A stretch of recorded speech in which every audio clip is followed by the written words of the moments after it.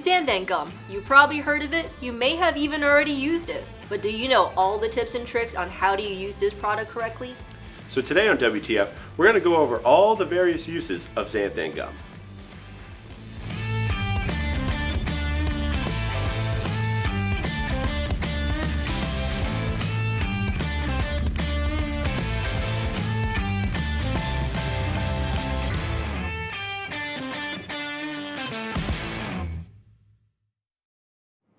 Hello and welcome to WTF, where we transform food here in the Modernist Pantry Test Kitchen. I'm Chef Scott Guerin. And I'm Janie Wang, the owner of Modernist Pantry. So today Scott and I have an ingredient for you that you may have already heard of. It's called xanthan gum. I would say xanthan gum is easily the most mainstream of our many specialty ingredients. And Scott, what exactly is xanthan gum in a few words, and what are its main functions? So xanthan gum is an ingredient that is grown on fungus, and it takes its name from the bacteria that actually grows on the fungus. And before you say, whoa, it's grown on a fungus, mushrooms are a fungus, and Yes. mushrooms are delicious. But that is taken, and then it's used in many different ways, either in thickening or stabilization or even suspension in sauces to soups to many different things. Right, and you probably already had xanthan gum many times in your life. Anytime you've gone out to eat something, the chances are there's xanthan gum in a lot of stuff. So, what exactly, when someone wants to go and use xanthan gum, what are some of its ratios? What are some of the, how do you incorporate it, and what are some things to look out for? So with xanthan gum, it's using such a small amount to what you are making. And I want to show a little bit of a demonstration here, because if you add the correct amount of xanthan gum, you can get a really full-bodied experience with such a small amount of an ingredient. So here we have, this is brine from pickles. This has no xanthan gum, so you can see it flows easily. Right, just like water? Yep, it's just like water. If you have the correct amount of xanthan gum, you get a nice bead off of it, and it'll give a good mouth texture.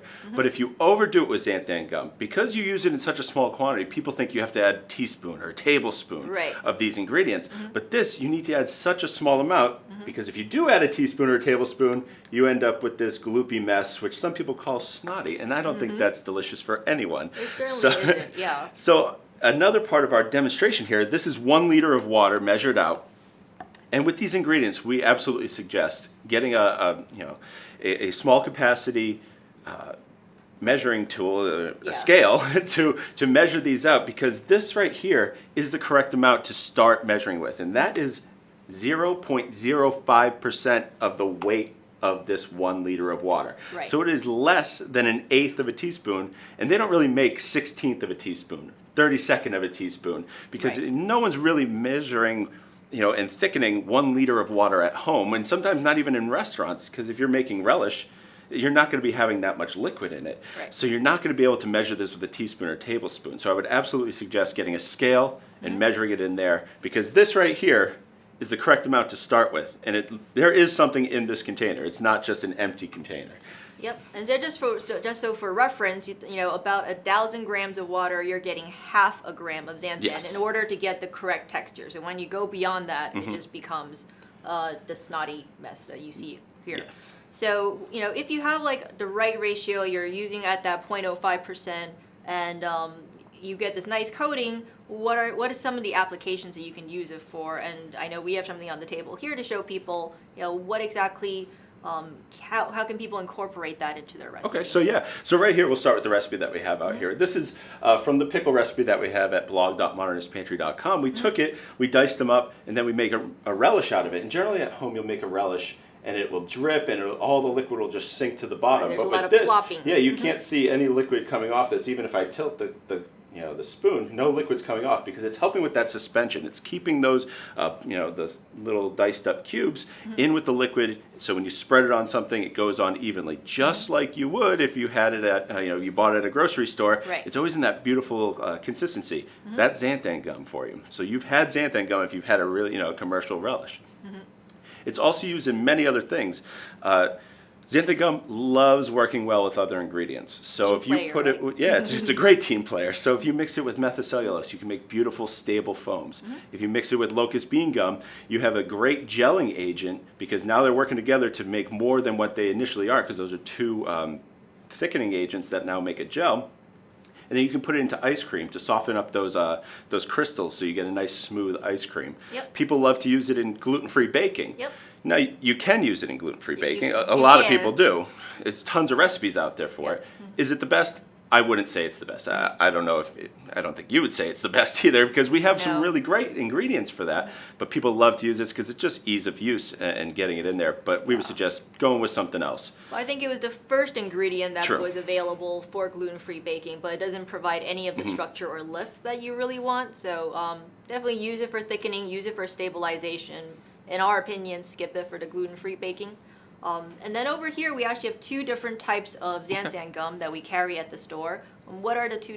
What's the main difference between the regular and our perfected version? All right, so the regular is the one that you're most commonly going to find. And when you're using xanthan gum, you always want to use either a blender, an immersion blender, something high-powered so you can really kind of get it Right, in so there and get it The to hydrate. spoon is not going to do it. No, it's not yeah. sugar. It's not going to dissolve right in there. It needs Yeah. to be sheared into it. That just means blended at a high rate of speed.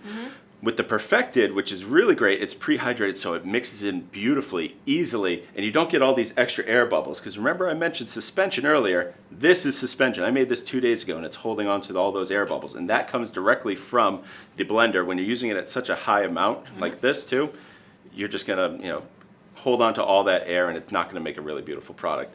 The perfected helps you get away from that because you put it in about a minute, it's done, it's ready to go. Yeah, so just to kind of recap real quick, so xanthan gum goes great in a lot of things where you want to have that stability and you want to have that thickening and you want to have a little bit of suspension. Use it in teeny tiny amounts. Start at like what, 0.05, 0.1? Yeah, No, 0.05 is probably where you want to start. Yeah. 0.01 if you're making a relish to 0.02, but don't go above 0.35. That's the biggest takeaway you can have from this. Don't go above that. You don't want this texture, and Right. neither do your customers or your friends or your family. Yeah, if you have any questions about xanthan gum, definitely email in or leave it in the comments below and we will get back to you.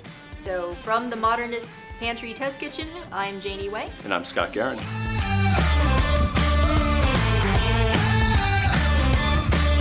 We hope you enjoyed today's episode. And if you want these great recipes and these awesome ingredients, first you're going to have to like, comment, and subscribe.